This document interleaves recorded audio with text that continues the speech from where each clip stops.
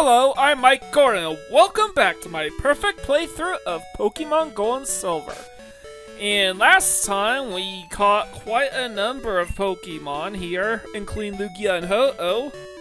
And now we're going to go ahead and evolve all of our Stone evolutions since I finished duping all the Pokemon I need to evolve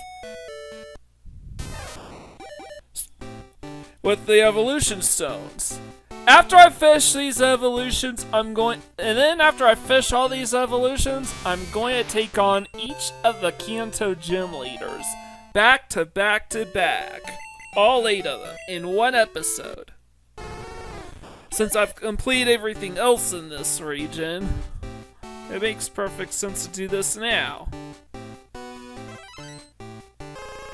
So, the reason why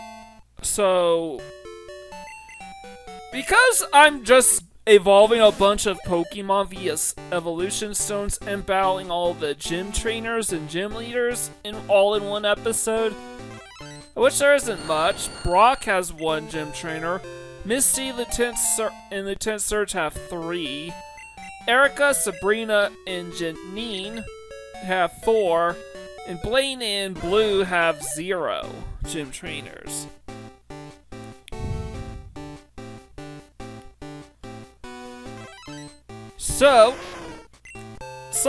Because I'm just evolving a bunch of Pokemon and battling a bunch of trainers in this episode, there was actually how many save states do I use in this episode? 1 per game, making this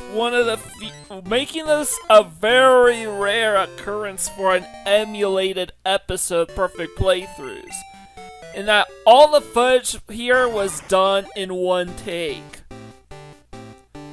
Probably the only thing that would have made this better is if I was also doing live commentary while playing these 2 games at the same time. That would have been impressive, but I don't think that would have worked out all that well, and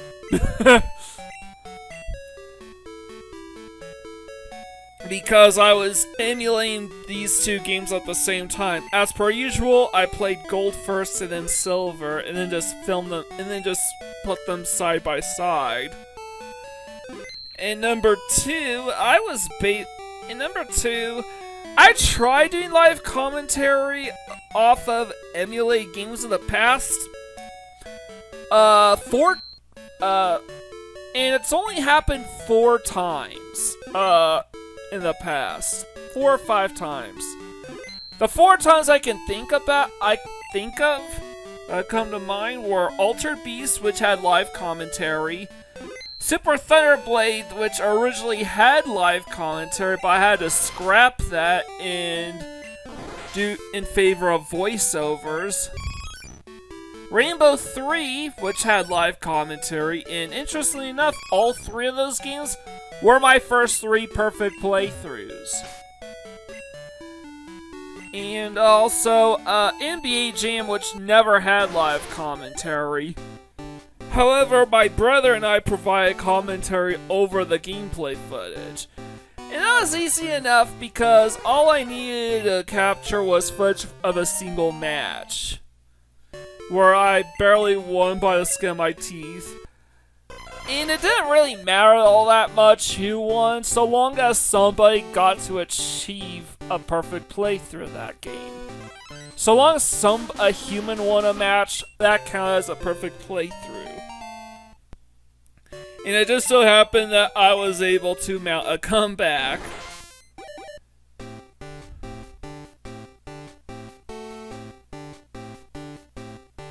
So yeah, I'm just speaking because all I'm doing is evolving a bunch of Pokemon at the same time. And Silver's about ready to read... No wait, Silver's at the end of the episode. Gold's about ready to read his Pokedex entries. Note that Gold, even though Silver started off sluggish, Gold is actually behind Silver. And that's because I actually had to record the footage here twice in Silver version because I screwed something up at the end of the filming and I had to start. Excuse me, scratchy throat, and I had to scrap. And I had to scrap everything and start all over. But don't worry, Silver does something stupid. I derp here, completely forgetting that I saw my stone evolutions. When its electricity builds, its muscles are stimulated, and it becomes more aggressive than usual. So, some legends claim that each of its 9 tails has its own unique type of special mystical power. It has the world's largest petals. With every step, the petals shake out heavy clouds of toxic pollen. This legendary Chinese Pokemon is considered magnificent. Many people are enchanted by its grand mane. This strong and skilled swimmer is even capable of crossing the Pacific Ocean just by kicking. Acid that has dissolved many prey becomes sweeter, making it even more effective at attracting prey. Once it slams its shell shut, it is impossible to open, even by those with superior strength. Its 3 heads think independently. However, they are friendly and never appear to squabble.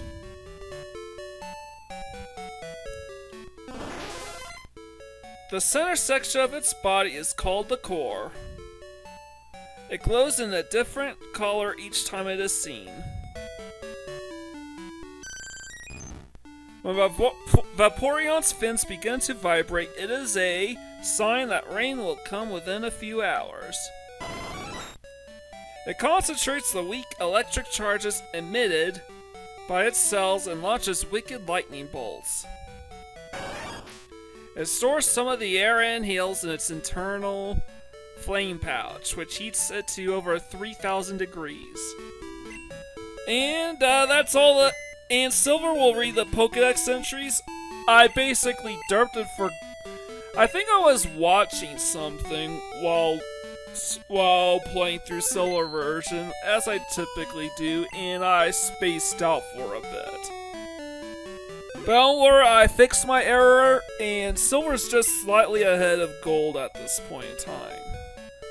Thanks to all having to read 12 Pokédex entries. And these will be the only new additions in my Pokédex for today's episode. The rest of the time we're battling gym leaders in gym order, starting with Brock at the Pewter City Gym. Of course, something worth noting too is that I actually sold some of the excess junk I collected in the previous episode, and Gold and Silver are almost fully maxed out as far as Gil is concerned. Or, technically, I think the term is coined Pokédollars. But I call it Gil because Pokemon and Final Fantasy were my introductions to the JRPG, and what do they call it in Final Fantasy VII? Oh yes, Gil. So, if Final Fantasy's called Gil, then Pokemon's called Gil. Unless stated otherwise. Though I guess technically the currency in Pokemon is yen. But I digress. Now, I'm not talking much about strategy in this episode because Mewtwo is probably around 30-40 levels higher than all the other gym leaders. Around 30 to 50 levels higher than all the gym trainers and gym leaders. But basically what I want to do is disperse my movesets a bit, so Ice Beam's on the rock ground types, and Thunder Punch on the rock water types. That's basically it.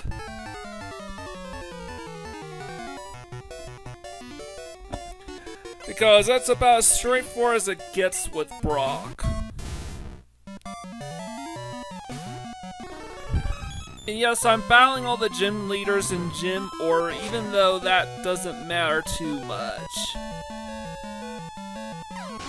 In fact, I probably could have started battling the Kanto gyms as early on as part 20, I think, when I boarded the SS Aqua and first set foot in Kanto. The reason I didn't was because I want to get as much of the clutter out of the way as possible in parts 20 and 21. And 22 as well. And in doing so, I am able to speed this up tremendously. So Silver's already done with Brock, and now he's battling the Cerulean City Gym. Again, I probably could have started with the Cerulean Gym since I was already there, but I just want to do it in gym order, roughly speaking.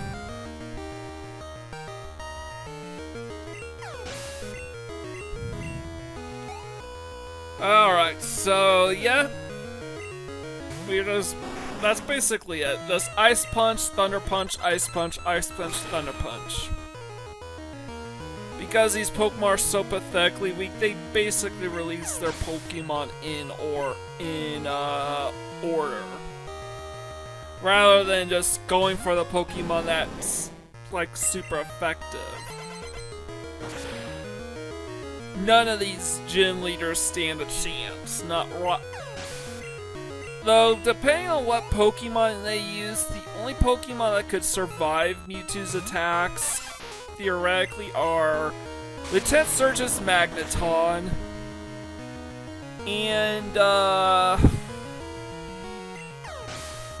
and Blue's Executor. So you actually have to use your strongest so you actually need a...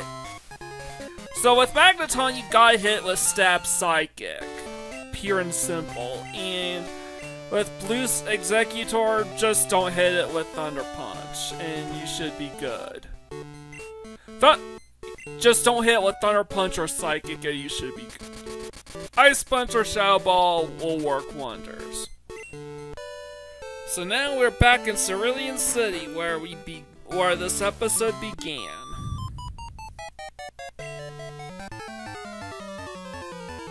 And note that Silver's only like 1, 2, 3 battles ahead of Gold at this point. Which goes to show just how much time was wasted off that gaff earlier in the episode when I stepped out of the Pokemon Center. I think I had my main team all ready to go, but I didn't. There aren't that many Pokemon left that Gold and Silver can acquire naturally. And the Pokemon that remain, all of them are available in the very last area of the game. And, it has to be nighttime to acquire them as well.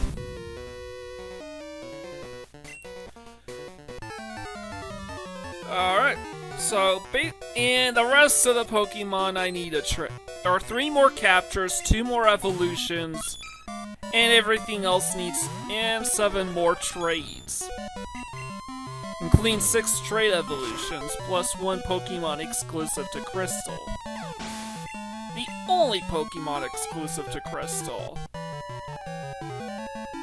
Oh yeah, I also need to hit Quagsire with Shadow Ball because Water Ground means is immune to Thunder Punch and Ice Punch is neutral. So between Psychic and Shadow Ball and Ice Punch, Shadow Ball as the fastest animation makes perfect sense why I would use that.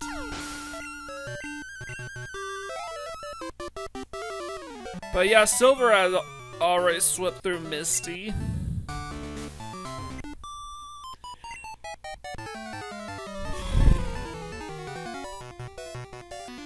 very, very, very easily.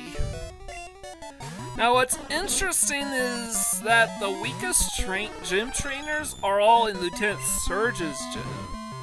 Which definitely goes to show that the game definitely expected you to tackle Vermilion City Gym first.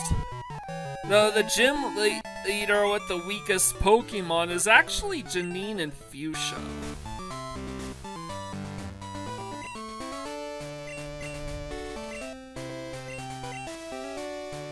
So,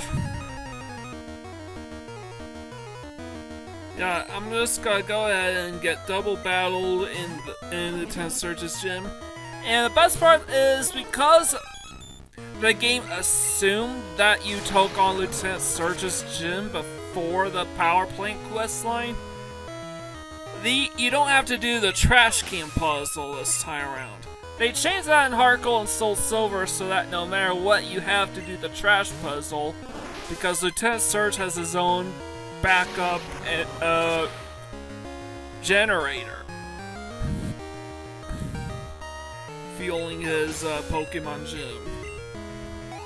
Interestingly enough, none of the Pokemon centers are impacted by the power plant crisis. Only the magnet train and the radio tower are impacted.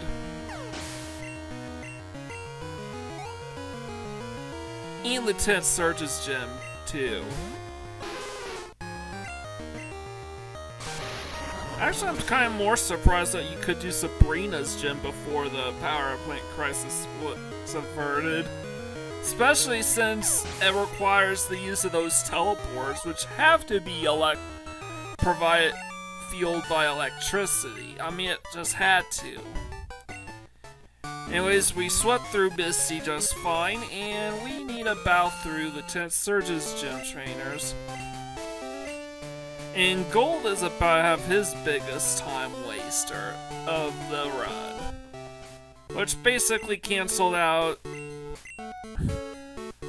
my spacing out in Silver version, thinking I already got my main party back. So, yep. We're gonna cut through to Vermilion Gym. Stop right here, and we get about both trainers back to back, which is faster than walking up to them.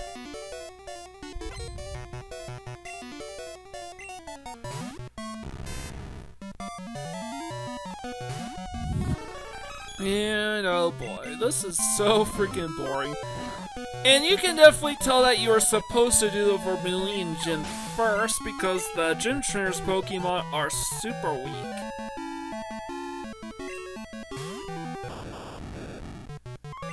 However, that doesn't matter because Lieutenant Surge's Pokemon's levels are decently high compared to all the other gym leaders, and especially compared to his gym trainers.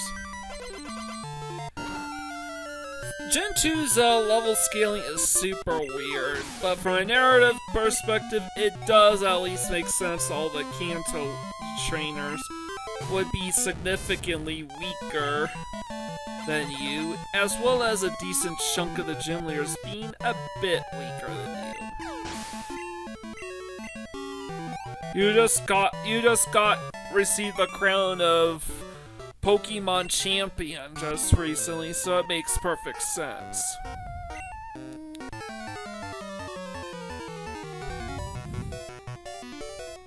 So yeah, there is that narrative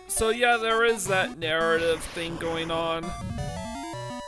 There is at least a narrative explanation as to why these gym leaders are such a cakewalk. That plus I have a level 90 Mewtwo. That plus having a level 90 Mewtwo helps a ton.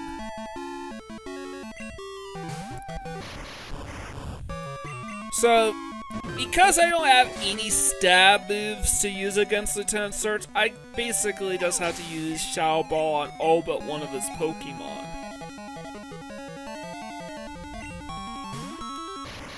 As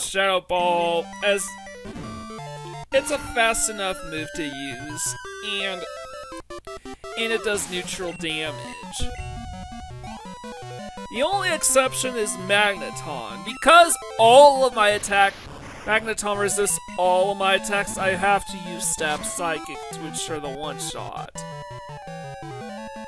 Jeez, imagine if the final boss you had a Magneton. We'd be in big trouble. However, the final boss is still gonna be plenty challenging. Particularly his Snorlax.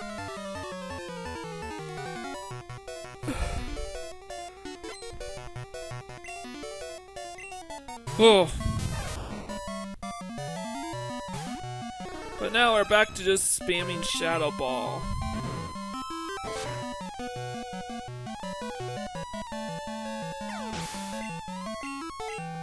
So, we're gonna try slot in one more gym, Pokemon gym before we have to heal up, because the next gym is all the Pokemon are weak to ice. Because there's nothing that could inhibit ice from being super effective. There's no grass steel or grass fighting. And honestly, I think the only Pokemon type that resists ice, that ice resists, is ice itself. Making it more of an ideal offensive type, not a defensive, while being the weakest offensively. So Gold is way behind Silver at this point, since he's literally 5 Pokemon behind Silver.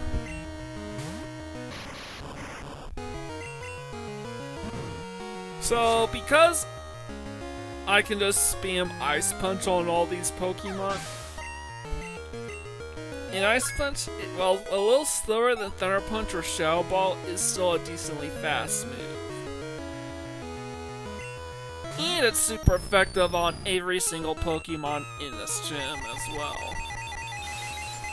Again, I have to use Psychic on the Magneton to ensure the one-shot, because Magneton resists every single move, and Stab Psychic is the strongest attack we have. The reason why I don't use it that often is because Psychic's animation is super slow.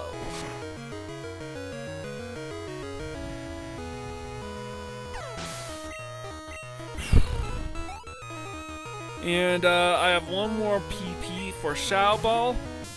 Might as well use it here on the Lone Executor.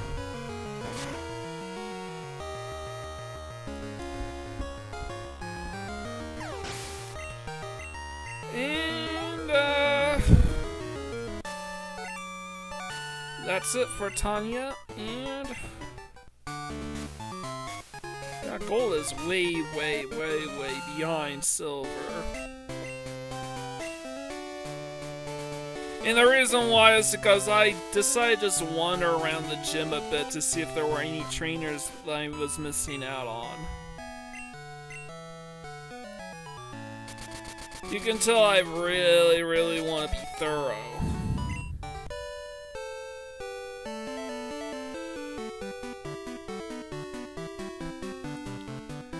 So now I have to settle with Ice Punch here as we take on the Celadon City Gym Leader, Erica.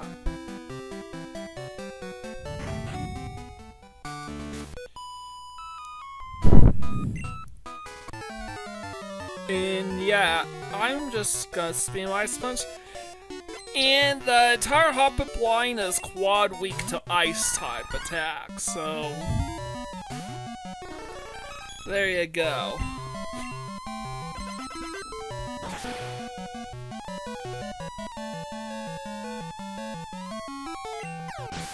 And these girls can be so freaking annoying.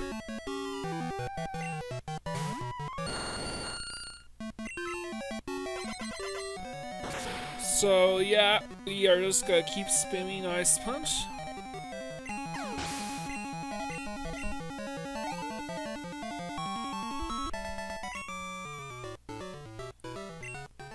Ugh.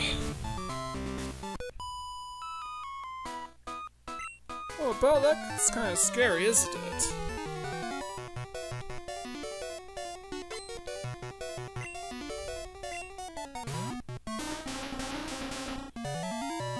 And, yeah, we are just gonna keep on blasting through these gym trainers.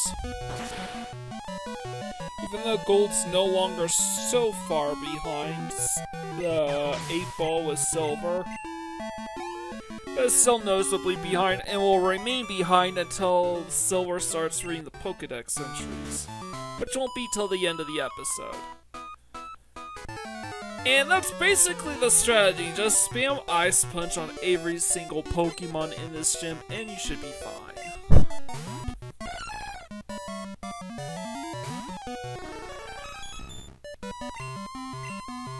Oh.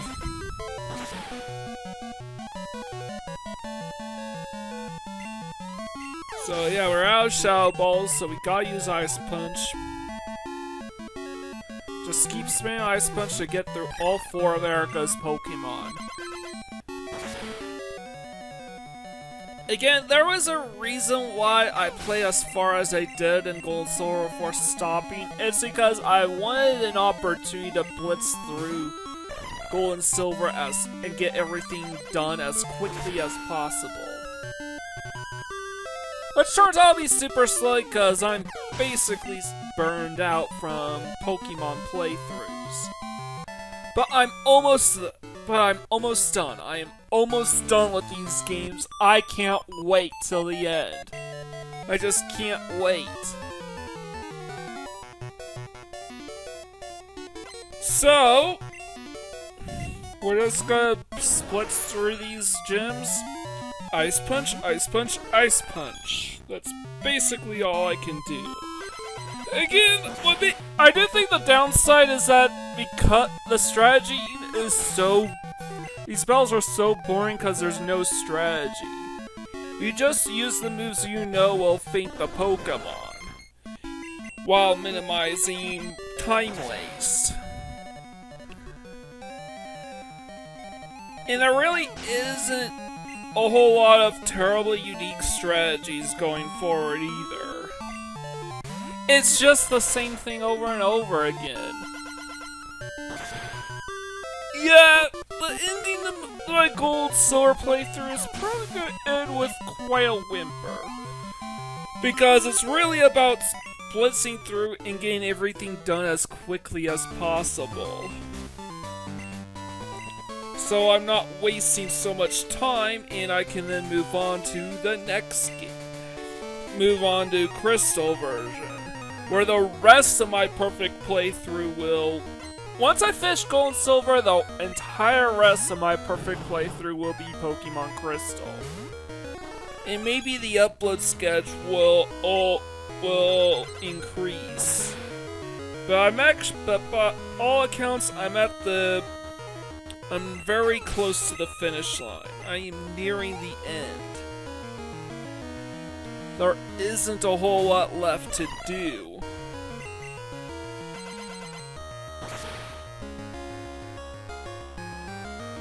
And honestly, I'm excited.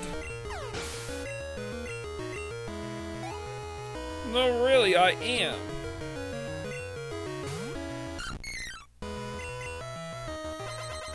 So I just need to feint alt, and now that I'm in Silver's in the Saffron State Gym, I can just spam Shadow Ball and everything and kill everything in one hit.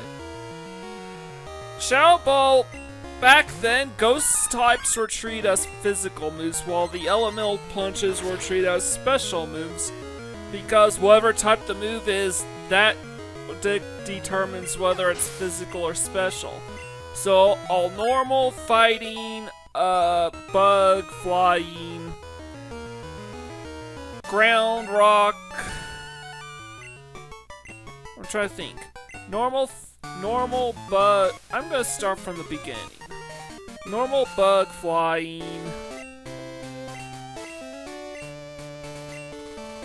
Ghost, fighting.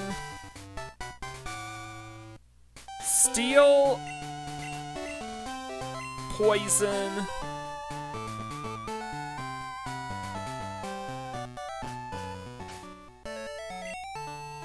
rock, ground, and ground types. All those are physical moves, even stuff like Shadow Ball, which is a ghost type move that in Gen 4 onwards would be a special move, is treated as a physical move. But at least Mewtwo has freakishly high stats all around, including physical attack.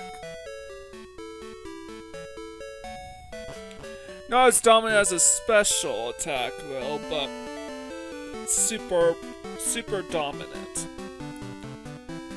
And then, in addition to that, Gen 2 is, and all moves and all water, fire, grass, electric, ice,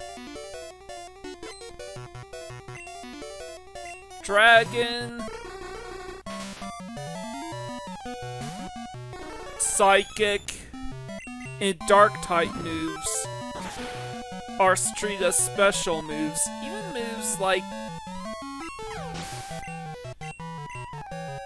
Even moves that are like the elemental punches like Ice and Thunder Punch, or moves that should be physical like Crunch.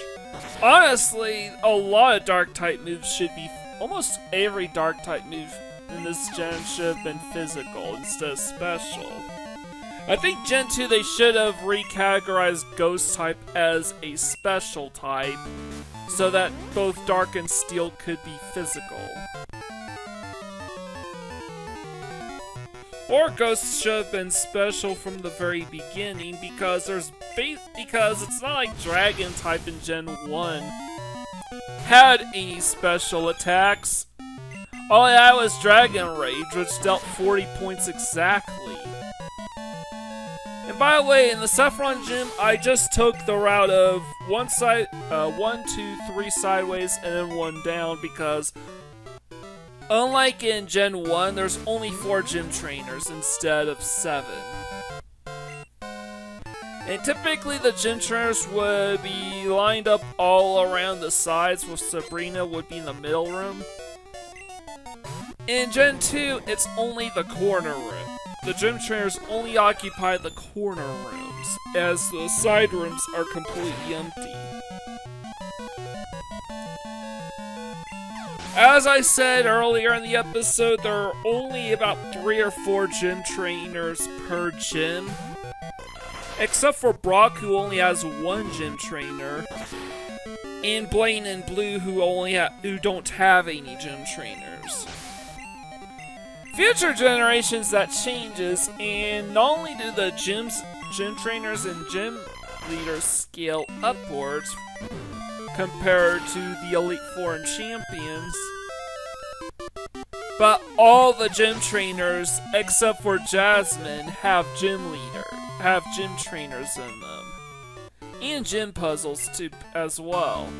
Again, except Jasmine, because narratively speaking, because you helped out with the lighthouse, all the gym trainers decide to step aside and just allow you direct access to Jasmine. Though, to be fair, the reason Jasmine doesn't have any gym trainers is due to remnants from an old beta of Gold and Silver that basically combine the lighthouse and the gym to get into a single, so that the two would be one and the same. Anyway, Silver defeated Sabrina Pissies. She was Pissies in Gen 1 and remains Pissies even here. Yes, I'll say it, I had never struggled against Sabrina. And people generally just rate her as the most difficult gym leader on account of the fact that she's a psychic type specialist. In Gen 1, Psychic was only weak to Bug, as Ghost typing was bugged because the Ghost Psychic typing was bugged so that Psychic was immune to Ghost type. And even if it worked as intended, the only super effective moves in Gen 1 were weak as shit.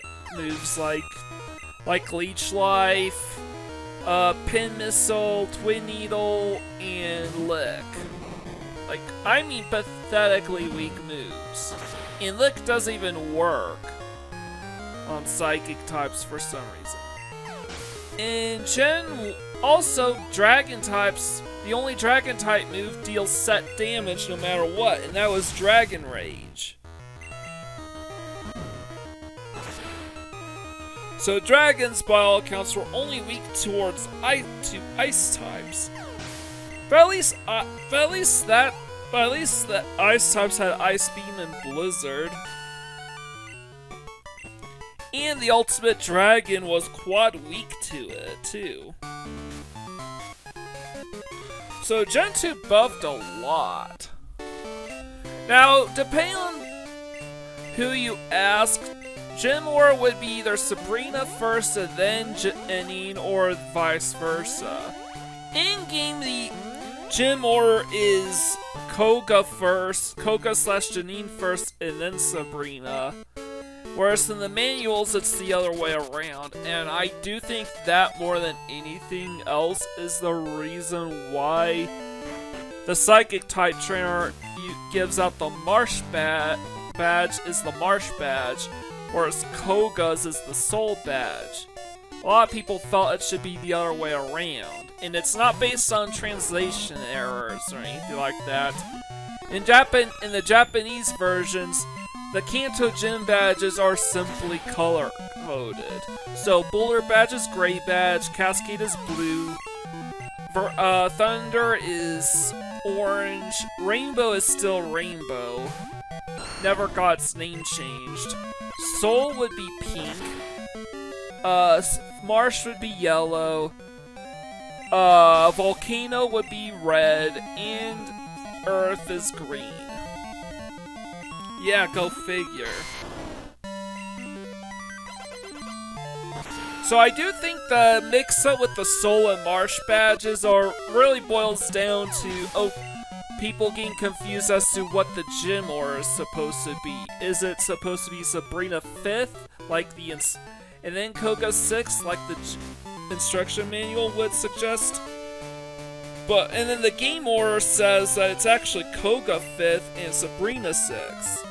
So my guess is they base the badge names based on what the manual said would be the gym order, which would be Sabrina would be the Soul 5th and Koga 6th. So Sabrina hands out the Soul badge and Koga the Marsh badge, but no, that's not true at all. Which got the two mixed up. So, in-game, the Poison type specialist hands out the Marsh, and that's how in-game, instead of the badge Koga / Janine handing out, it being the Marsh badge, it's the Soul badge. And with Sabrina, instead of handing out the Soul, instead of her badge being called the Soul badge, is instead called the Marsh badge. It is just a massive clusterfuck there. And honestly, that's why I'm spending this whole section talking about, because there's no strategy, there's nothing interesting going on. I'm just using whatever moves deals the most, think deals the most damage, can one-shot while wasting as little time as possible. That's why I'm not using Psychic against the Poison type gym, because Psychic's animation is really, really long.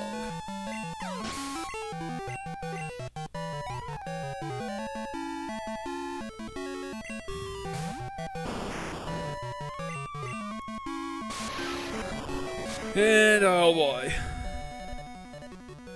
So yeah, I battle all the gym trainers here, and I know what order to battle them to, because Janine is always found in this little corner. It is about the furthest away you can reach her, as the location where you think Janine would be located in, being close to the center, is actually easily available right from the start.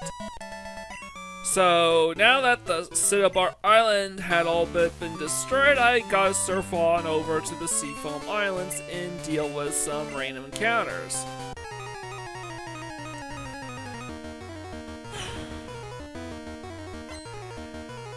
So yeah, that's it. So I believe the naming of the Martian Soul Badges were supposed to go to Koga/Janine for Marsh Badge.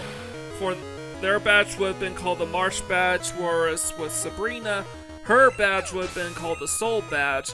But due to confusion over gym order, the names got mixed up. It has nothing to do with translation errors, just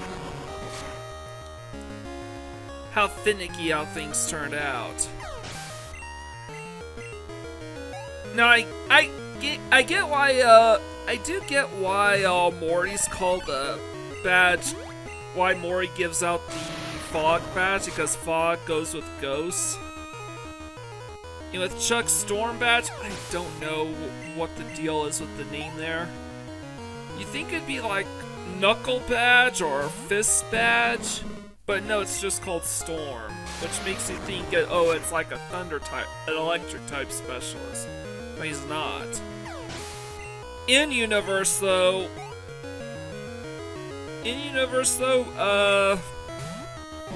the reason Jasmine hands out the Mineral badge is because she was originally a Ground type specialist prior to the discovery of the Steel type. And she changed her type specialty.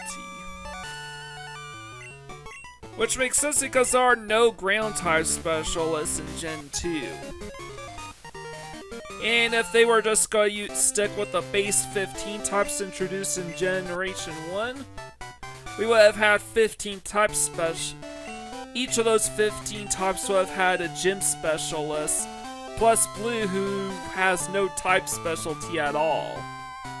All that got thrown out the window when they introduced Steel and Dark types to balance things out. But you know, Dark type got a Elite Four specialist.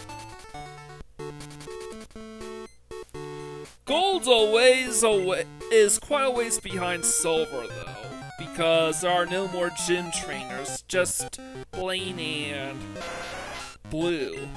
Now before we battle Blue, there is a building that I've been skipping out on this whole time called the Trainer House. I believe the main gimmick of the Trainer House here is when you use mystery gifts, you can alter the teams that Pokemon Trainer Cal in the basement would battle, or even which trainer you battle. But since I never used mystery gift, all you get is Pokemon Trainer Cal, who uses the fully evolved Johto starters. Which, without trading, is basically the only way to register the third fully evolved starter into your Pokedex. Though, interestingly enough, Pokemon Trainer Cal is programmed to run each of the Johto sets.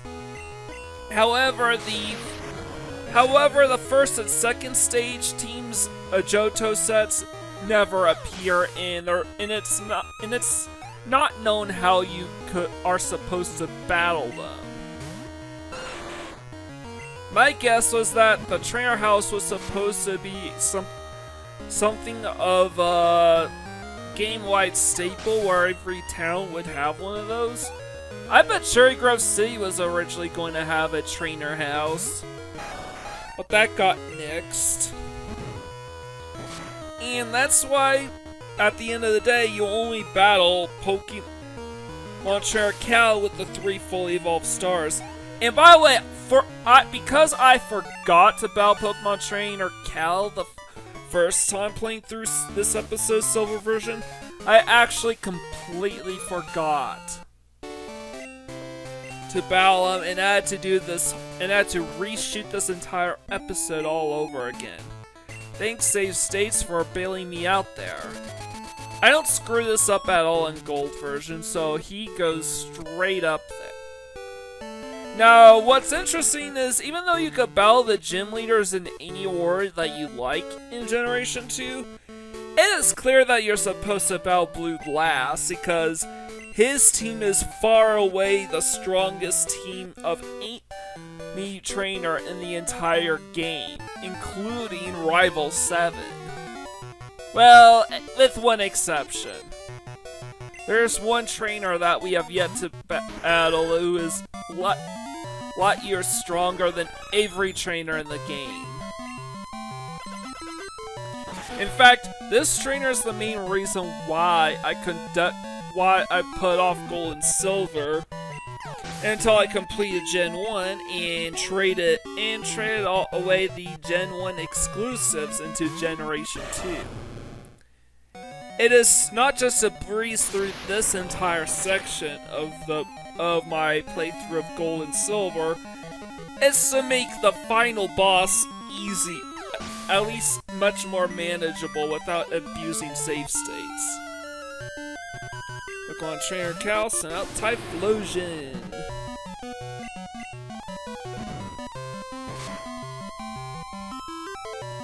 So yeah, I basically went Ice Punch on Meganium, Thunder Punch on Feraligatr, and Shadow Ball on Typhlosion because I don't have any super effective moves, and Typhlosion has weak defense. You can only battle down the trainer house once per day.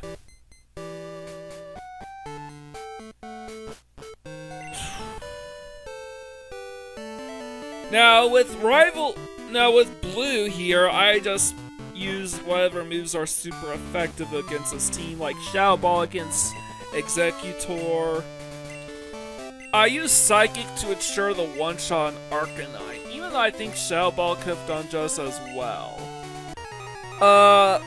Pidgeot, I use Thunder Punch because it's faster than Ice Punch. Alakazam, Shadow Ball because Shadow Ball is fast, it's physical, and it's strong against Psychics. Rhydon, Ice Punch. Gyarados, Thunder Punch because quad weaknesses. Executor, Shadow Ball, or Ice Punch would work too, but I did Shadow Ball because it's a little faster. And Arcanine Psychic just to be on the safe side. I'm basically done with Silver here. I will just stop by at the Pokemon Center to heal up, and then I'll read Silver's Pokédex entries while Gold wraps up his episode.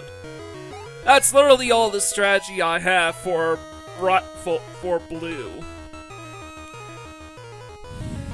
who took Giovanni's spot as gym leader, while Janine, the daughter of Koga, took Koga's spot as gym leader of Fuchsia City.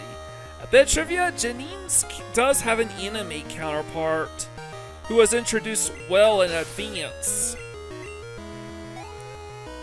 If the electric pouches in its cheeks become fully charged, both ears will stand straight up. Its 9 beautiful tails are filled with a wondrous energy that could keep it alive for 1,000 years.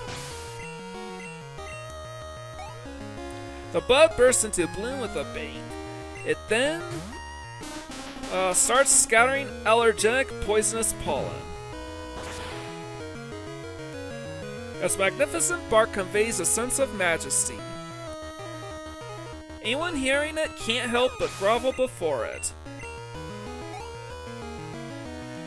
Although an energetic, skilled swimmer that uses all of its muscles, it lives on dry land. This horrifying plant Pokemon attracts prey with aromatic honey, then melts them in its mouth. Cloyster that live in seas with harsh tidal currents grow large, sharp spikes on their shells. If a head drops off, it emits a telepathic call in search of others to form an execute cluster. Regardless of the environment it lives in, its body grows to form a symmetrical geometric shape. It prefers beautiful shores with cells similar to water molecules. It can melt in water. Every hair on its body starts to stand sharply on end if it becomes charged with electricity. It fluffs out its fur collar to cool down its body temperature, which can reach 1650 degrees. There is a whole lot left to do this episode. With all 16 gym badges, all we have left is the endgame, the third team rematches, and our final sets of trades. So if you like, comment, share, and subscribe on our channel, I greatly appreciate it. With all out of the way, this is Mike Gordon, sign out.